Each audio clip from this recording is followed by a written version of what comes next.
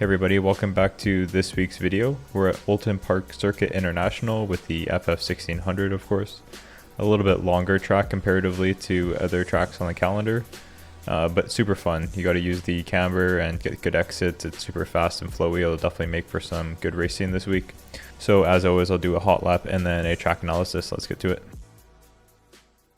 43.513. Just set your fastest lap of the session.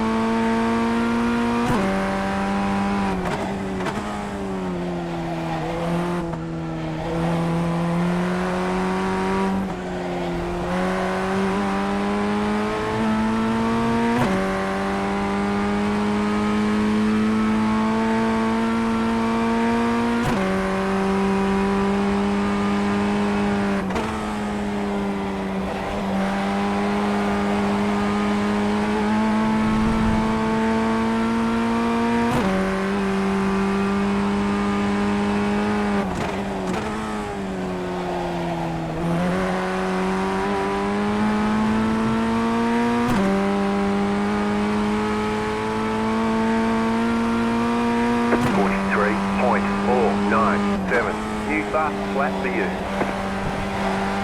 Hey everybody, here's the track guide.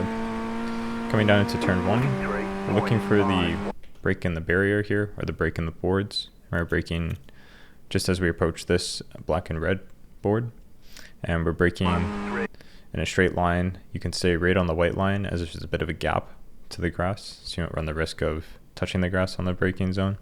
And we're braking quite a bit earlier than you think you should, as it's a tricky braking zone, and we want to carry more speed through the exit here, as we can gain more lap time at the exit than we can coming too quickly into the corner. It's braking nice and early. You can see I'm already off the gas and the brake, letting the car rotate in, letting it rotate in, and then as I'm touching the curb, then we're getting back on the throttle, and you can bring the car all the way out and just keep 2 tires on the red and white curb so you don't get a 1X here, and then bring the 2 tires back on the asphalt for the end of the curb, or you'll get a 1X. Coming down to this corner, it's really important to keep it over on the right hand side, as you want to really attack this. And you can see I'm using all the track available right to the grass here, and then we can be braking in a straight line. You can see there's a bit of an undulation here, so the ground dips down, so you can brake quite a bit harder than you think you can, and the front won't lock up and you won't get understeer, as you can have more inertia come through the front tires and they won't lock up because you just have more pressure on the fronts. So you can see I'm braking really hard there down into 3rd gear, about 50%. And then we're coming for a late apex here. You can see I'm already starting to get back on the throttle, and then we're fully back on throttle, hitting this late apex here. And we don't want to run too wide here. Super easy to do this. And you want to be just up to the white line so you don't get a 1X. You can take about an inch or so past the white line, but I just like to take the white line, as it's not really gaining you any time by going a little bit wider there. And coming down into this corner, we're going to be braking just a little bit so that we can bring the fronts in. It'll keep the front more stable coming into the next corner if we brake. You don't have to, but I prefer to keep the front stable and then just carry the speed at the exit of the corner. So you can see I'm just coasting a little bit, and then on the power nice and early, as we now have a lot of stability on the front, bringing the car over to the left hand side. And you can keep it kind of in the middle of the track, and then we're braking just as we end this barrier here. So you can see I'm starting to brake now, and we're braking really hard, about 90% there, down to 2nd gear, and we're just letting the camber here rotate the car, as there's quite a bit on this corner, so you can carry quite a bit of speed through here and then get on the power nice and early. So you can see on the ground here, there's some rubber laid down on the second half of this curb. So where you're trying to aim for a late apex, you can get a good exit. And you can see on the ground here, there's rubber laid down on the curb, and that's where we're aiming for. We don't want to get on the curb here because there's a huge bump that'll throw off your car and you'll understeer if you hit the curb too early here. So if you come down for a late apex, then you can take lots of inside curb and carry more speed, as you can straighten up the car earlier coming through this corner.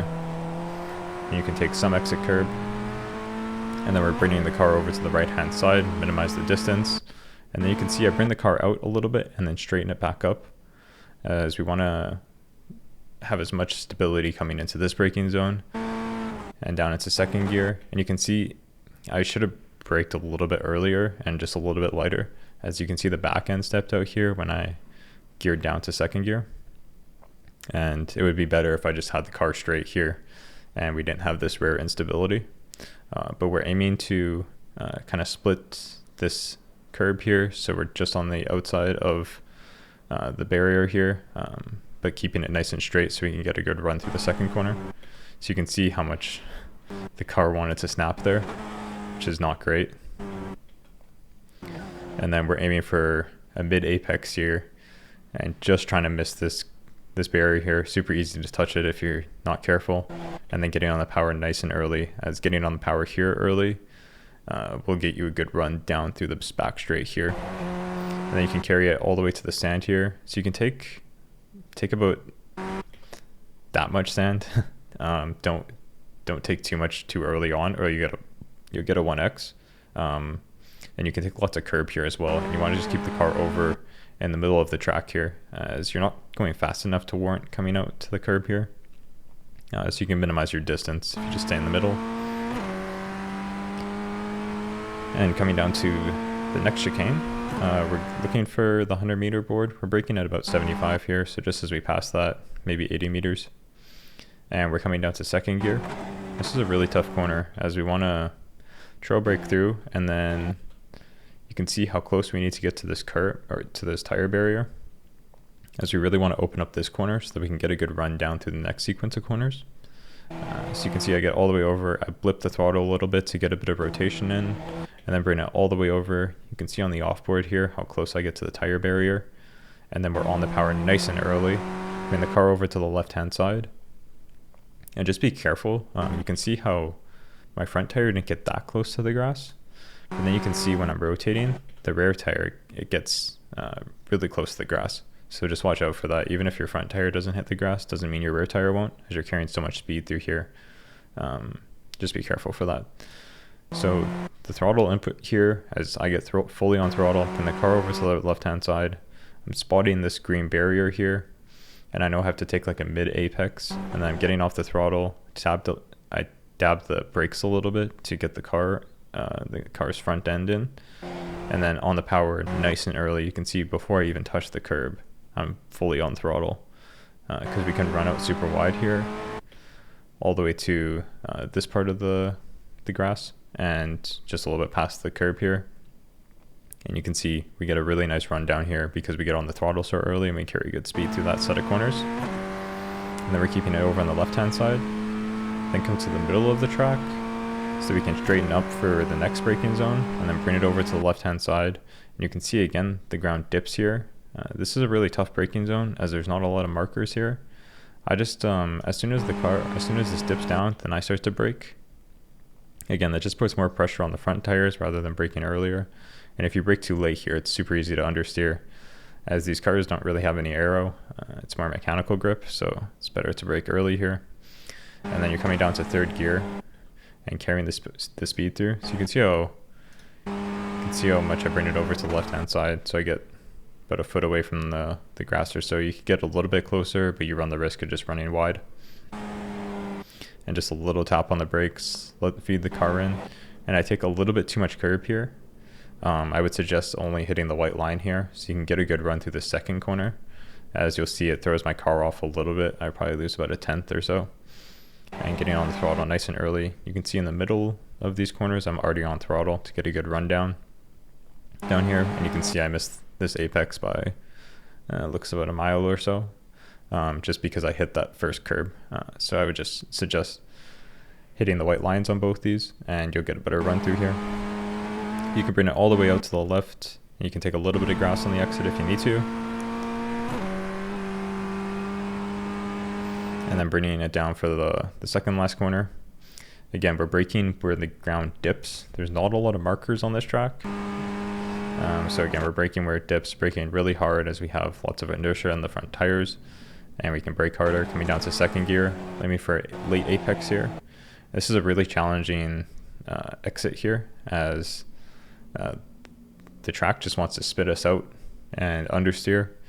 So you want to be getting on the throttle as early as you can, while also keeping the front in.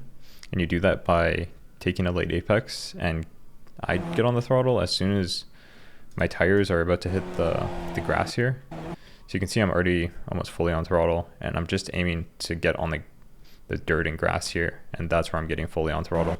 So you can see I'm fully on throttle as I'm coming past there, and then this sets up your line really well so you don't understeer wide and you get a good run down to the finish line.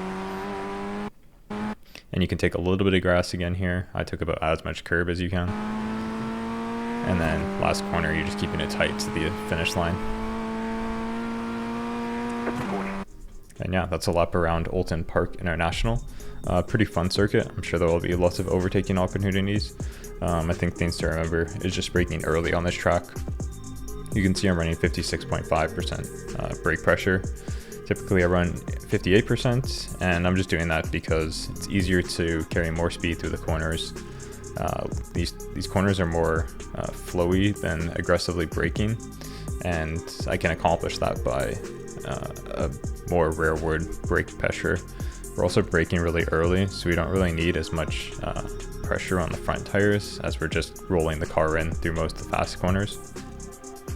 So that's another reason why I'm running a little bit lower front brake pressure this time, but it'll be a fun track. I'm excited for it this week. Good luck, everyone.